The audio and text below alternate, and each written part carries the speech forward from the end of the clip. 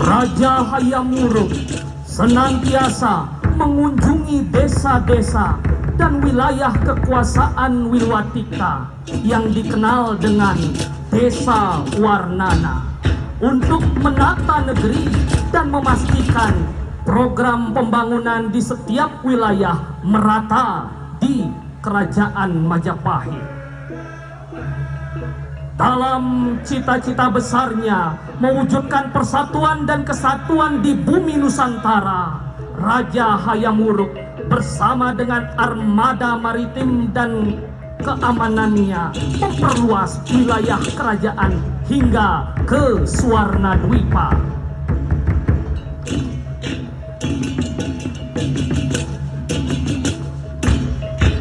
Demi memastikan keamanan dan kesejahteraan